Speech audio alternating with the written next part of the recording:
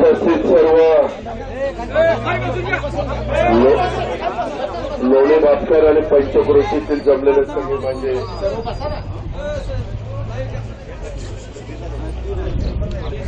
पंचक्रोशीतील सगळे जमलेले माझे बांधव आणि माझ्या वडीलधारी सहकाऱ्यांनो, माझ्या बहिणींनो, मायमाऊलींनो, माझ्या तरुण सहकारी मित्रांनो, आज खरं तर मी काल वेगवेगळ्या भागातून येऊन रात्री उशिरा आलो आणि त्याच्यामध्ये राजवर्धन शिंदेंनी मला सांगितलं की दादा आज तुम्ही दुपारनं, कारण माझ्या सभा त्या दुपारी 12 वाजल्यापासून 1 वाजल्यापासून सुरू होतात, साधारण 1 वाजल्यापासून ते रात्रीपर्यंत चालतात। आज मला पाथरीला, नंतर बीडला, नंतर गेवराईला, त्याच्यानंतर माजलगावला, इकडच्या भागात माझ्या सभा आहे।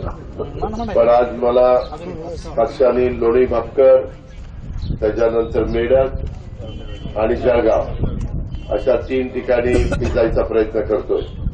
दिवाळीच्या काळामध्ये मी 2 दिवस दिलेले होते, त्यावेळेस 25-25 गावं घेतली, परंतु सगळी गावं काही मला उडकता आली नाही आणि आता राज्यामध्ये सगळीकडे फिरायला जावं लागतंय, प्रचाराला जावं लागतंय। आज तुम्हाला थोडंसं सकाळी यायला सांगितलं, त्याबद्दल गैरसमज करून घेऊ नका। मी आपल्या सगळ्यांचं सुरुवातीला मनापासून स्वागत करतो। खरं तर अनेक वर्ष आपण एकमेकाला ओळखतो, अनेक कामं आपण त्या ठिकाणी केलेली आहेत, परंतु अनेक प्रश्न देखील अजूनही अनुत्तरित आहेत। त्यावेळेस तुम्ही मला 5 वर्षाच्या करता निवडून दिलं, ते निवडून दिलेलं असताना मी सगळ्या महाराष्ट्राला सांगतो की आम्हाला 1.5 वर्ष करोनामध्ये कामं करता आली नाही, 1 वर्ष विरोधी पक्षामध्ये होतो, परंतु 2.5 वर्षामध्ये जो काही कामाचा वेळ मिळाला त्याच्यामध्ये मोठ्या प्रमाणावर कधी मागच्या कुठल्याही कारकिर्दीमध्ये एवढा निधी आपण त्या गावांना देऊ शकलो नव्हतो, अशा प्रकारचा निधी आपण त्या ठिकाणी दिला।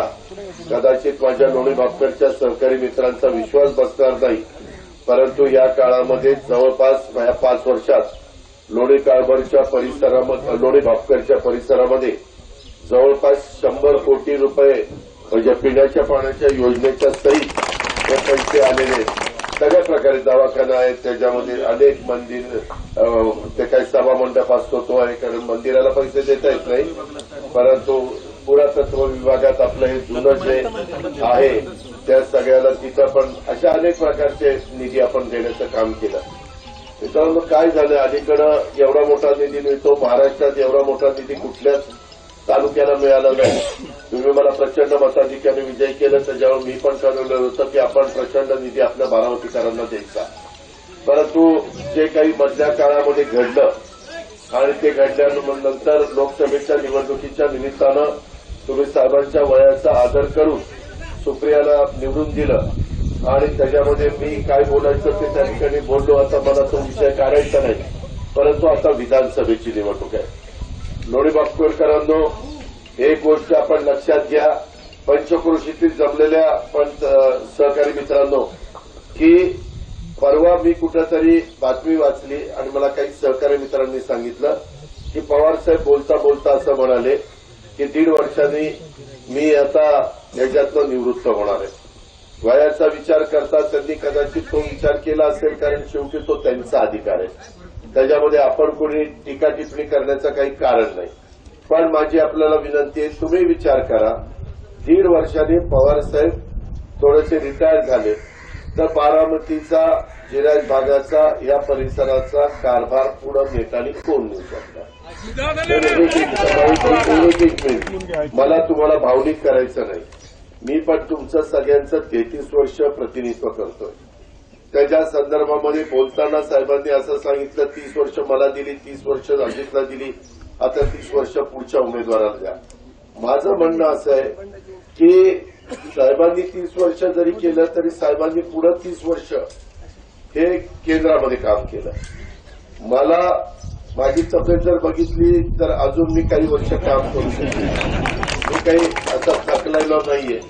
काल मी 3 वाजेपर्यंत काम करत होतो, पहाटे 5ला उठलो, 6ला माझ्या मुलाखती सुरू झाल्या। मी कामाचा माणूस आहे, तुम्ही भावनिक होऊ नका। आपल्याला महायुती सरकार काही झालं तरी राज्यामध्ये पुन्हा येणार आहे, लाडकी बहीण ही योजना माझ्या महिलांच्या मध्ये फार लोकप्रिय झालेली आहे. आपल्याला यावेळेस माझ्याकडे आता फोटो नाही, कुणाच्या फोटो आले ते वेद पाठकचं होतं का ते, काल पुरंदरचं काम सुरू आहे. ते पुरंदर उपसा सिंचन योजनेचं काम मी चालू केलं, त्याला 52 कोटी रुपये आपण दिले.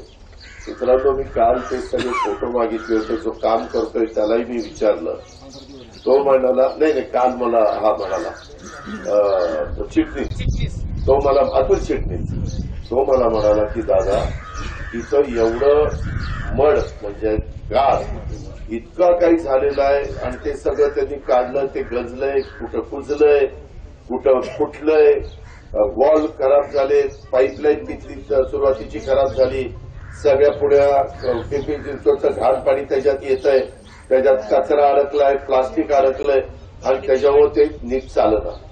ते काम आता त्यांनी आता हातामध्ये घेतलंय. ते तुम्हाला मी कधीतरी ती माझ्याकडचे फोटो व्हायरल तुम्हाला करीन, मग तुम्हालाही अंदाज येईल. माझं म्हणणं, कधीतरी तुम्ही पुण्याला जाताना ते काम चाललंय सहज नजर टाका, कारण शेवटी तुमच्या करताचं काम आहे. त्याच्यात जसा माझ्या पुरंदर तालुक्याला फायदा होणार आहे तसा माझ्या बारामती तालुक्याला पण होणार आहे. ते पाणी आपल्याला का हक्काचं आहे, जनाई सिरसाई हे खडक वाचलेलं पाणी असतानाच आपण घेऊ शकतो, पण हे पाणी पुरंदरचं सतत आपलं पिंपरी आणि चिंचवड, पिंपरी पवनेचं पाणी जवळपास शहराला 10 टीएमसी मिळतं आणि पुणेकर साधारण 20-22 टीएमसी पाणी घेतात, म्हणजे 32 टीएमसी पाणी झालं. एवढं मोठं पाणी तिकडनं नदीला येतं आणि आपण जे जॅकवेल घेतलेलं आहे त्या जॅकवेलमध्ये पंपिंग करून आपण ते उचलतो आणि 5 टप्प्यामध्ये ते आपण वर 5 ते 6 टप्प्यामध्ये वर आणतो. त्या सगळ्याचं काम आपण हातामध्ये घेतलेलं आहे. का तर त्या पाण्यातनं विशेषतः पावसाळ्यात मला इकडचे सगळे जे काही मध्ये आपण काही पाईपलाईन टाकली, सीएसआर मधनं आणलं, अशा काही गोष्टी आपण केलेल्या आहेत. आयोग हे कुणी दिलं? आयोग का कुणी कुणाला व्हायरल करायचं असेल तर करा, त्याच्यात सगळं अतिशय व्यवस्थितपणे दिलेलं आहे. ते व्हायरल करा म्हणजे लोकांना कळेल. मी निवडणूक डोळ्यासमोर घेऊन लोणी भापकरकरांनो ते काम करत नाही. माझ्या डोक्यामध्ये फिट बसलेलं होतं. मला मागं मी पुरंदर, मी माझी हुशारकी सांगत नाही, मी माझं काम सांगतोय तुम्हाला. त्याच्यामध्ये पुरंदर उपसा सिंचन योजना हे माझा 220 कोटीचा त्यावेळेस मी जलसंपदा खात्याचा मंत्री असताना ती ऑर्डर केलेली होती आणि आयबीआरसीला लमसम काम त्या ठिकाणी दिलेलं होतं. अशा पद्धतीनं आपण या ठिकाणी काम करतोय.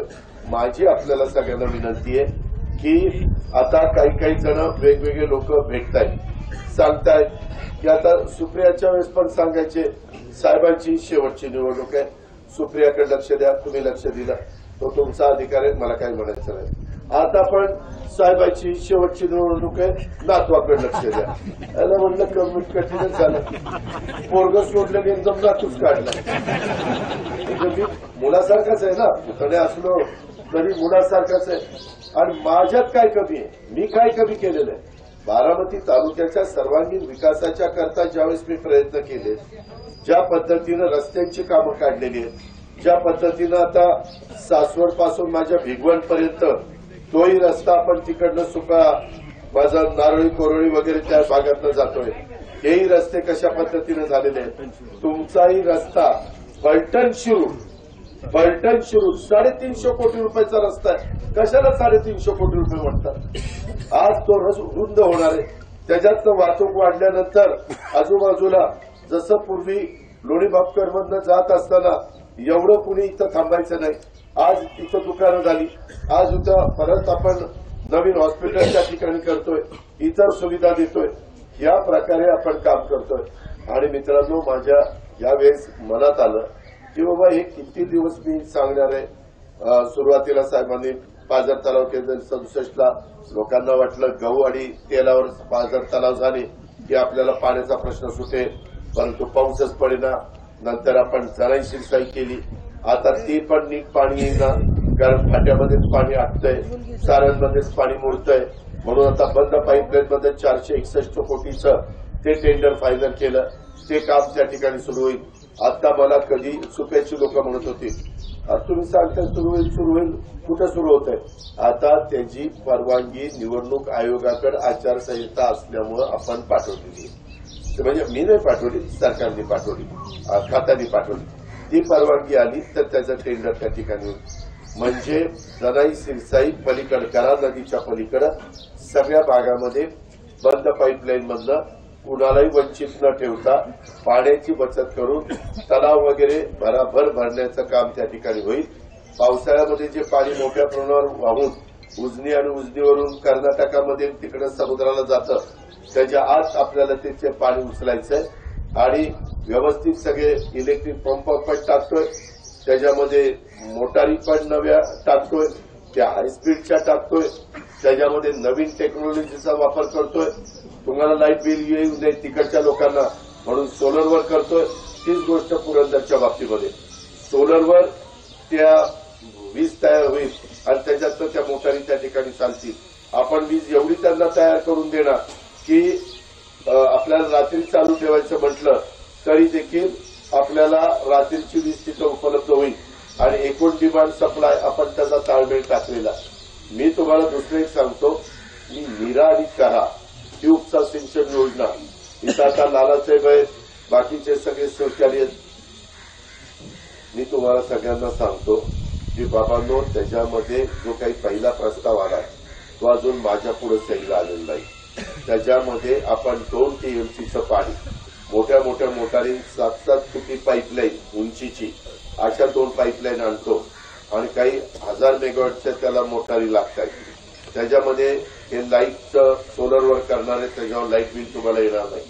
ते पाणी उचलून आपण आपल्या भागामध्ये मला वरच्या भागातलं फार भिलारवाडीपर्यंत ते पाणी द्यायचं. ते नाही, ऐका तर माझं ऐका प्लीज, माझं ऐका. मी ते सगळं बघत असतो.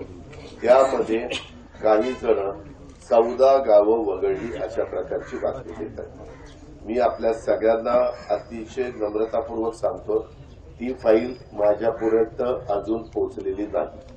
ही खालनं डिपार्टमेंटपर्यंत पोहोचलेली आहे. माझ्यापर्यंत फाईल आल्यानंतर त्याच्यातली सगळी गावं जी त्या कार्यक्षेत्रात येत आहेत ती मी त्या ठिकाणी टाकणार आहे. तुम्ही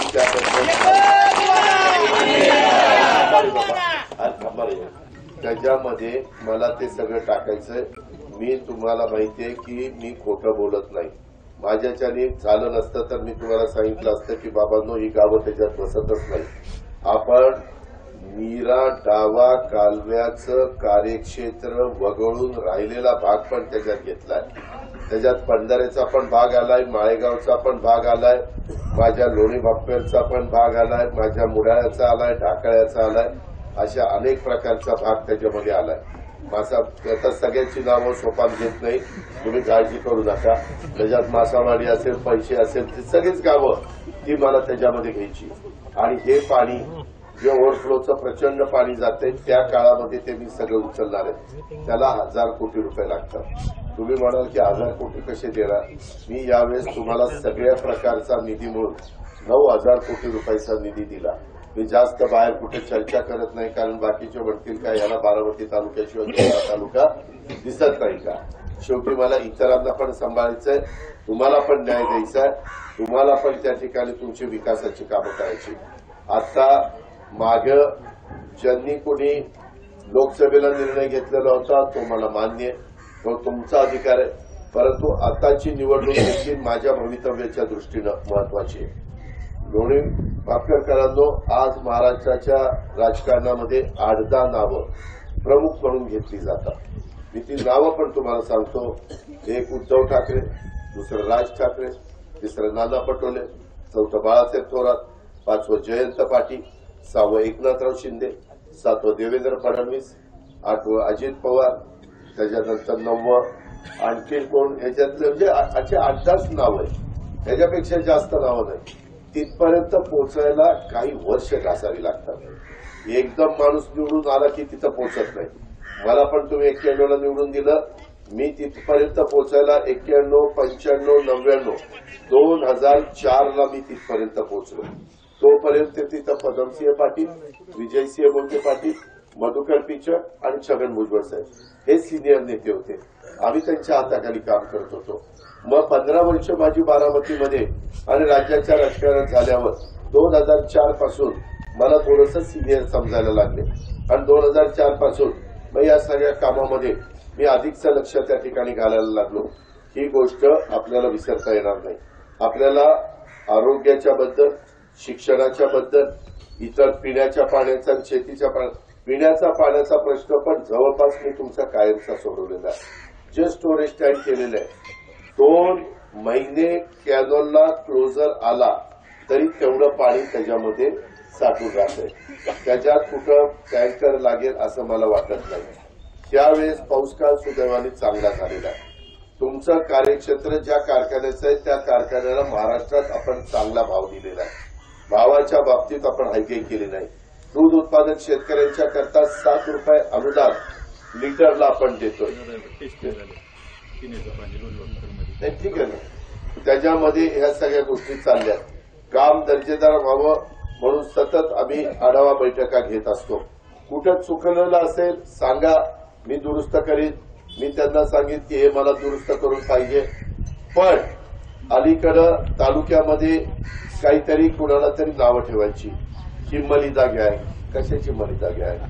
जर आपल्यातलीच काही मुलं काम करत असतील तर त्यांना मलिदा गँग का म्हणतात? त्यांचं चुकीचं झालं तर सांगा ना की दादा हा रस्ता अमक्या अमक्या कॉन्ट्रॅक्टरनी केला पण दर्जा राहिला नाही. आपण त्याला काळ्या लिस्टला टाकू, आपण काळ्या यादीत टाकू. आपण ब्लॅक लिस्टला टाकल्यावर त्याला पुन्हा काम मिळण्याचं कारण नाही. पण नवीन लोक आल्यावर ते सिव्हिल इंजिनियर असतील, ग्रॅज्युएट असतील, ते कुठल्या मोठ्या कॉन्ट्रॅक्टरच्या हाताखाली काम करून त्याला कामाचा अंदाज आलेला असेल. अशा पद्धतीनं जर कामं कुणाला तरी दुसऱ्याला मिळाली असती, ती तालुक्यातल्यांना मिळाली, ती कदाचित इंदापूर तालुका, दौंड तालुका, पुरंदर तालुका, फलटण तालुका बाहेरचे लोक आले असते. बाहेरचे लोक आले असते तरी म्हणले असते यांनी बाहेरची लोक आणली आपल्या पोरांना दिलं नाही, आपल्या मुलींना दिलं नाही. असं नाही.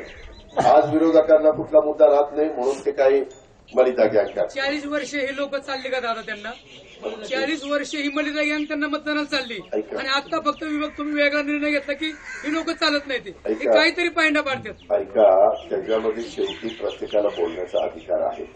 तो घटनेचे शिल्पकार डॉक्टर बाबासाहेब आंबेडकरांनी आपल्याला ऐका ना, ऐका, प्रत्येकाला प्रचार करण्याचा अधिकार आहे. काय योग्य काय अयोग्य ते समजून घेण्याचा अधिकार तुम्हाला. तुम्ही मतदार राजा, तुम्ही त्याच्याबद्दलचा निर्णय घेतला पाहिजे. आता ही सगळी कामं करत असताना आपल्या ज्या काही संस्था आहेत, खरेदी विक्री संघ, दूध संघ, मार्केट कमिटी, या आपण चांगल्या चालवण्याचा प्रयत्न करतोय. त्याचा डायरेक्ट इनडायरेक्ट फायदा पीडीसीसी बँकेचा माझ्या बारामतीकरांना, बारामती बँकेचा आमच्या बारामतीकरांना आपण करून देतोय.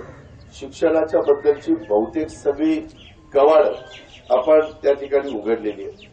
ऋषीमूल शिक्षण संस्थेमध्ये तुम्हालाही लोढे भापकरवाल्यांना तुम्हाला माहिती आहे कुणी लक्ष देत नव्हतं. सीदेबाई, विडी अण्णा, मला वाटतं अरविंद बापू वाबळे, नंतर अजून कोणी मान्यवर रमणीक मोता, असे काही काही जण ते काम बघत होते. ठीक आहे, तो त्यांचा अधिकार आहे. मला ते काम दिल्यानंतर काहीतरी तिथं बदल होतोय, काहीतरी नवीन इमारती होत आहेत का नाही, काहीतरी शिक्षणाची सोय होती का नाही, आयटीआयचं शिक्षण, इंग्लिश मिडियमचं शिक्षण, हॉस्टेलचं सोय, राहण्याची त्या ठिकाणी सोय. तिथं पूर्वी काहीच पिकायचं नाही, आज तिथं फळबागा लावलेल्या आहेत. साधारण इकडं पलीकडे गेलं तर विद्याप्रतिष्ठानचं तिथं शैक्षणिक संकुल सुखामध्ये उभं केलेलं आहे. या पद्धतीनं आपल्या सगळ्यांचं काम चाललेलं आहे. आपल्या मुलांना मुलींना दर्जेदार शिक्षण मिळावं ही माझ्यासारख्या कार्यकर्त्याची अतिशय मनापासूनची भावना आहे. आज केंद्र सरकार आपल्या विचाराचं असल्यामुळं केंद्राच्या मागं लागून जे लोकसभेला तुमचं दुःख होतं की कांदा निर्यात बंदी उठवली जात नाही, ती आम्ही उठवली.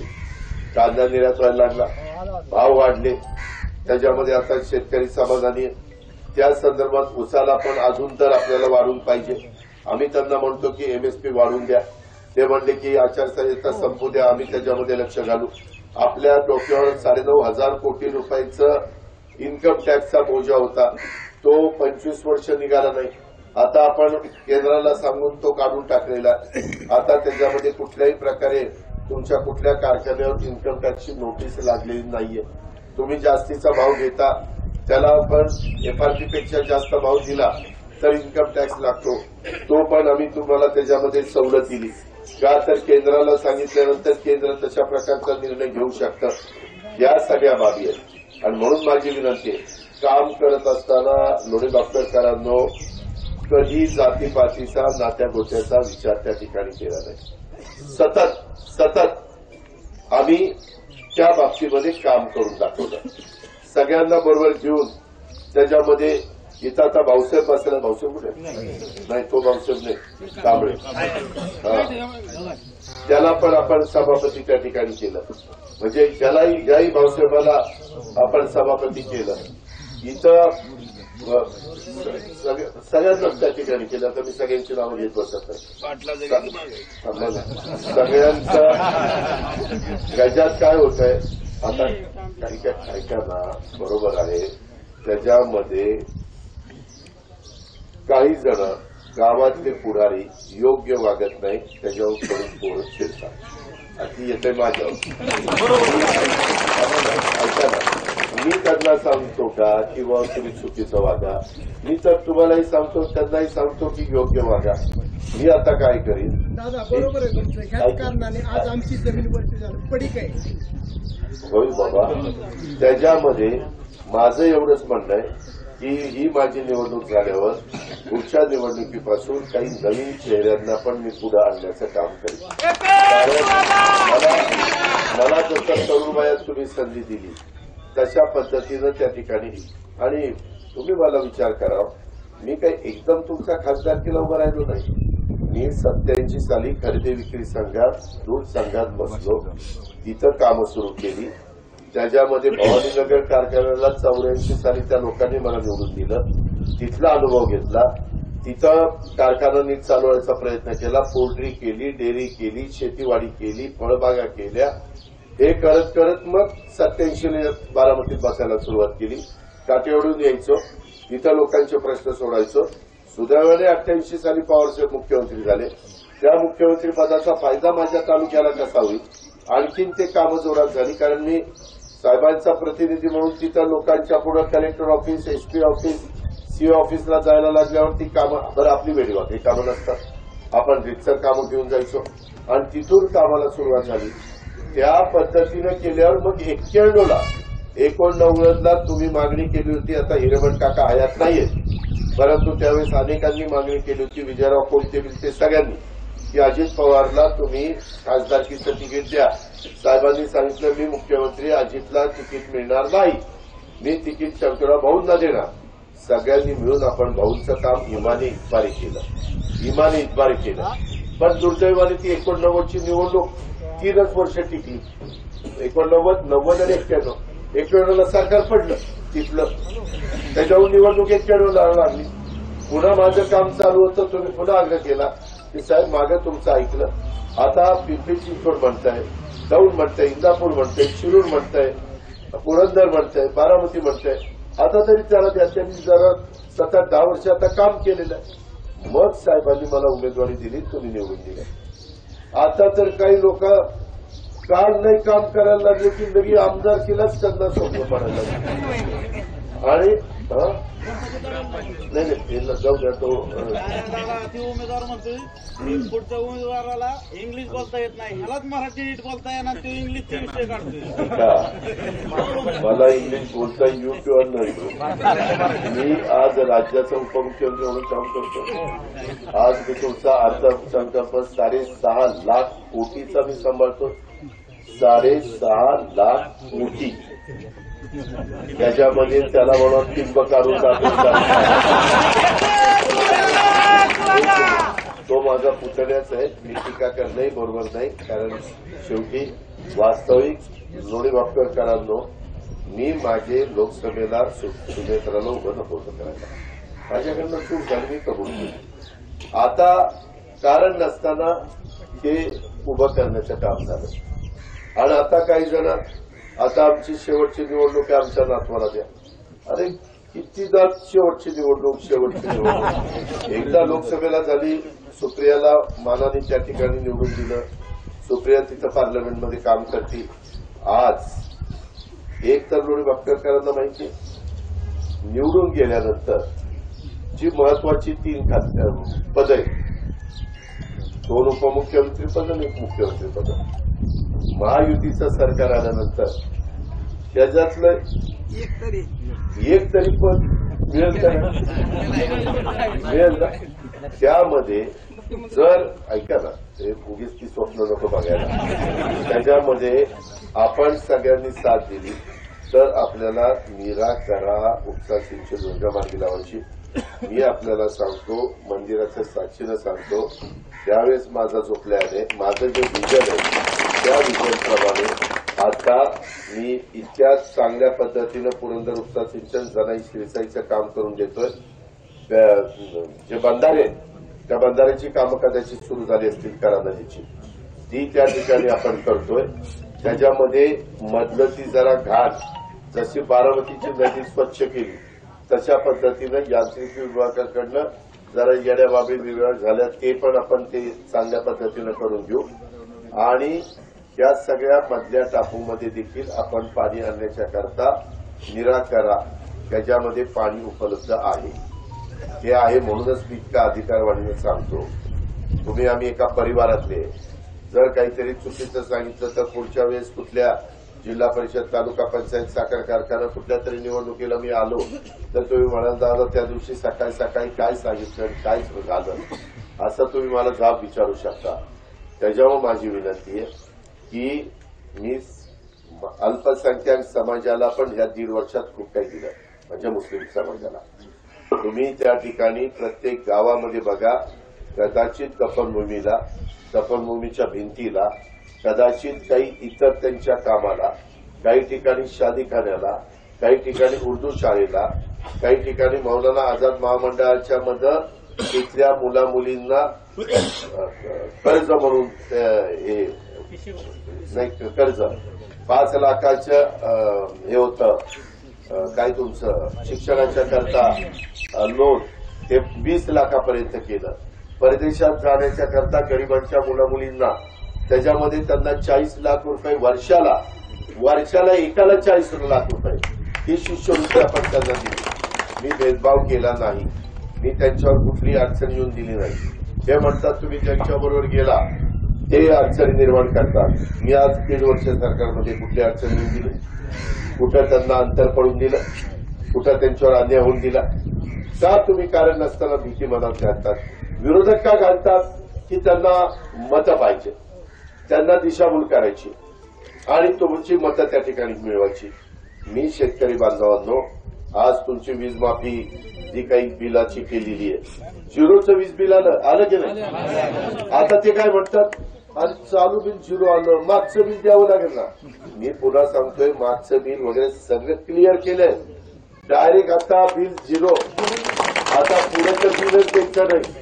फक्त आता तुमची शेतीवाडी चांगली करा, त्यालाही व्यवस्थित किमती कशा द्यायच्या याबद्दल पण कालच पंतप्रधानांच्या बरोबर माझी म्हणजे सभा त्यांच्या बरोबर होती. मी त्याच्यामध्ये पण त्यांना त्या ठिकाणी बोललो.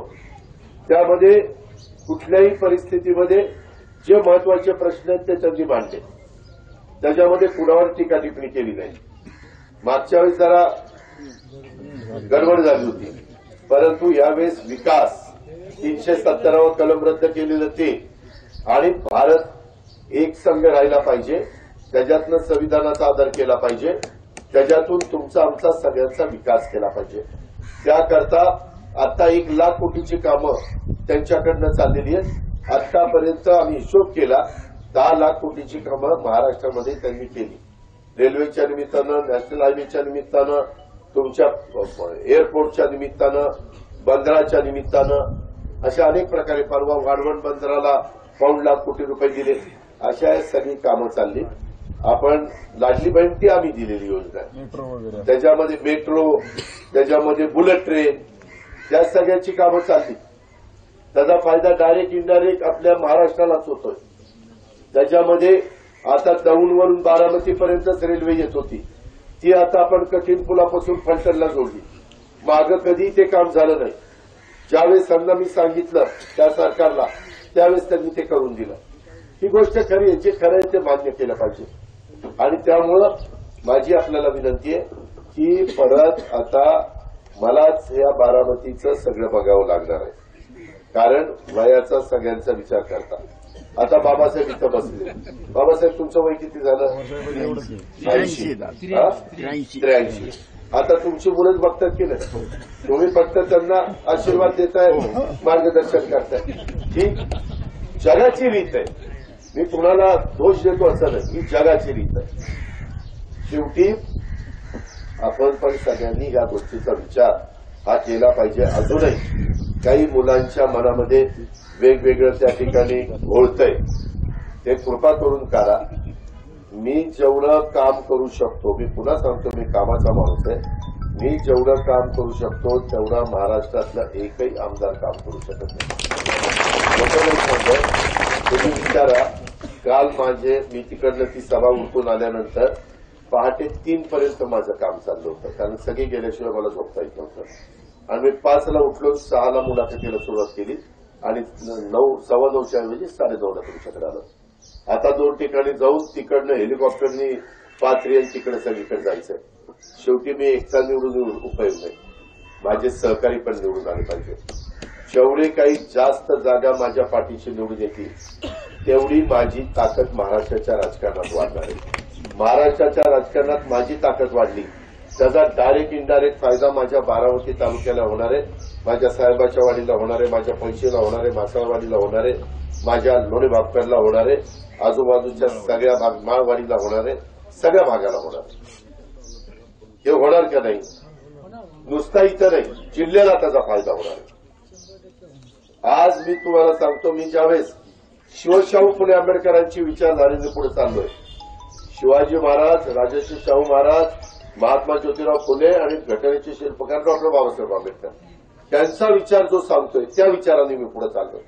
मी स्पष्ट सांगतो, कालच्या पण सभेत मी पंतप्रधानांच्या साक्षीने सांगितलंय, आम्ही शिवशाहू फुले आंबेडकरांच्या विचारधारेने पुढे चाललो. मी कालच्या पंतप्रधानांच्या देशातून सांगितलं, मी मागं पुढे करत नाही, जे खरं आहे ते खरं आहे. आणि हे सगळं करत असताना अशा पद्धतीनं आपल्याला काम करायचंय. त्याच्यामुळं बाबांनो, काही जण वेगळ्या पद्धतीनं सांगतात, त्या गोष्टीवर आपण कृपा करून त्या ठिकाणी विश्वास ठेवू नका. या सगळ्या बाबी आपल्याला पुढे द्यायच्यात आणि या रस्त्यानेच आपल्याला गेल्याशिवाय सगळ्या जाती धर्मांनी सलोख्याने वागलं पाहिजे, अंतर नाही पडलं पाहिजे, तरी 2 समाजामध्ये नाही पडली पाहिजे, त्याच्यातनं एकमेकाच्या बद्दल गैरसमज नाही झाले पाहिजे. जर काही वेडेवाकडे प्रकार झाले, दंगत झाली, तर सगळ्यात मोठी किंमत मोजावी लागती, ती गरीबाला मोजावी लागती. त्याचं काम बुडतं आणि संध्याकाळी चूल पेटत नाही. हे सगळं घटनाक्रम आहे. आणि म्हणून माझी तुम्हाला सगळ्यांना आग्रहाची विनंती आहे, राहिलेल्याही वेगवेगळ्या दिवसात वेगवेगळे लोक येऊन काही ना काही गैरसमज निर्माण करण्याचं काम करण्याची शक्यता नाकारता येत नाही. मी पुन्हा सांगतो, तालुक्यातल्या पुढाऱ्यांचं काही चुकलेलं असेल तर त्याचा राग माझ्यावर काढू नका. गावच्या पुढाऱ्यांचं काही चुकत असेल तर त्याचा राग माझ्यावर काढू नका. मी सगळ्यांना अवेलेबल असतो. मी तिथं बसल्यानंतर प्रत्येकाला कागद हातात घेऊन जे काही मदत करता येईल ती मदत करण्याचा प्रयत्न हा माझा त्या ठिकाणी चाललेला असतो. आणि म्हणून माझी तुम्हाला विनंती आहे की या सगळ्या गोष्टीचा आपण साकल्याने विचार करू. आपण आपलं पवित्र, आपलं बहुमोल मत मागं तुम्ही साहेबांना खुश केलं, आता मला खुश करा. आता मताची टक्केवारी पण वाढली पाहिजे. आता 85च्या पुढे तर घरी येऊन मतदान करून घेतात, नाव नोंदलेलं असेल तर. बाकीच्यांना मात्र त्या ठिकाणी नुसतं इथं नाही, इकडं फलटणला आपल्याला आपण खाटीक समाजाचा, धनगर समाजाचा, धनगर खाटीक म्हणतात, तो मागासवर्गीय उभा केला. इकडं सचिन पाटील, तिकडं आपण कांबळे पाटील, बरोबर, तिकडं आपण दत्ताभाऊ बर्णेला केलं, इकडं आपण राहुलपूरला केलं, इकडं आपण संभाजीराव झेंड्याला केलं, इकडं माऊली कटकेला केलं. अशा पद्धतीनं वेगवेगळ्या समाजाला. आणि मी आपल्याला सांगतो की मी तुम्हाला ज्या जागा मला मिळाल्या त्याच्या 10% मुस्लिम समाजाला दिल्या, 10% महिलांना दिल्या, 12.5% आदिवासी समाजाला दिल्या, 12.5% मागासवर्गीयांना दिल्या. मी सगळ्या समाजाला घेऊन चाललोय. काही राहिलेल्या ओबीसी आणि ओपनला दिल्या. म्हणजे मी ज्यावेळेस शिवशाहू फुले आंबेडकरांचं नाव घेतो त्यावेळेस सोशल इंजिनिअरिंग मी केलेलं आहे. त्याच्यात कुणी बोट दाखवू शकत नाही. इतर कुठल्याही पक्षाने केलेलं नाही. प्रत्येकाचं प्रतिनिधित्व करणारं कुणी ना कुणी तिथं असलं पाहिजे. तो त्यांची बाजू धनगर समाजाला 4000 स्क्वेअर फूट याला दिली, मुंबईला जागा दिली. ती दिली, ते त्याच्यात आहे ते. हो, अशा सगळ्या घटकाला मी न्याय देण्याचा प्रयत्न केलाय. आता यांनी धनगर समाजाचा उल्लेख केला म्हणून सांगतो, त्यांना एसटीमध्ये ते अजून त्याला यश मिळेना, त्याकरता त्यांना तशा प्रकारच्या सवलती दिल्या.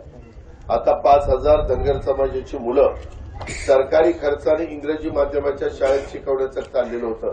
आता ती संख्या 10,000 केली. त्याच्या प्रत्येक मुलाच्या मागे 70,000 रुपये आम्ही खर्च करतोय. हे मागासवर्गीयांच्या करतोय, आदिवासींच्या करतोय, भटक्यांच्या करता करतोय. या पद्धतीनं आपण करतोय.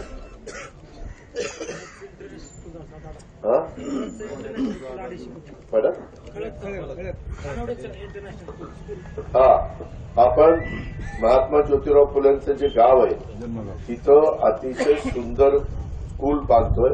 त्याला 9-10 कोटी रुपये कमी पडले होते. मी ताबडतोब डीपीडीसी मधनं दिले आणि कलेक्टरला सांगितलं ते काम पूर्णत्वाला. सगळ्या महापुरुषांच्या बद्दल तारासिंग आपल्याला आदर आहे. माझी तुम्हाला विनंती आहे की गावागावामध्ये काही ना काही कुरबुरी असतात.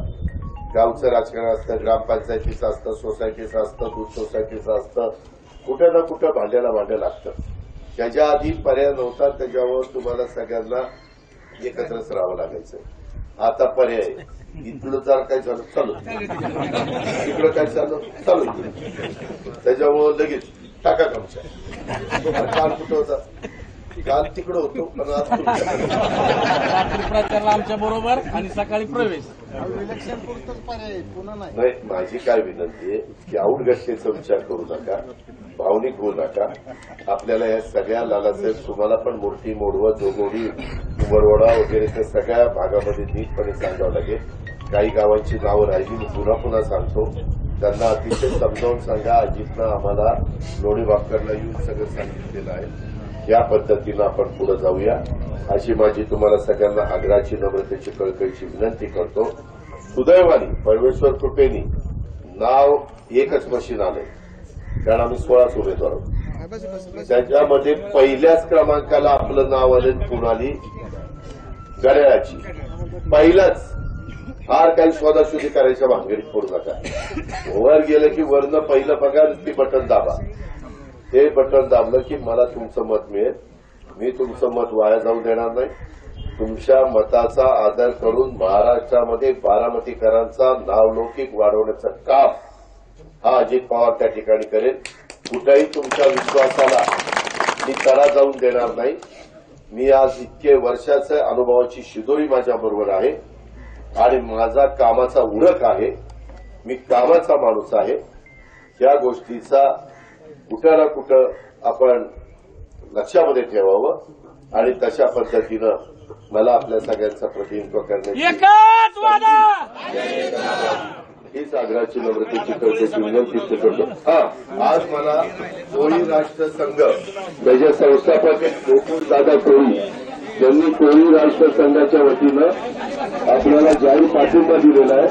मी कोळी राष्ट्र संघाचं आणि गोकुळदादा कोळी सहकार्यांचं मनापासून आभार मानतो.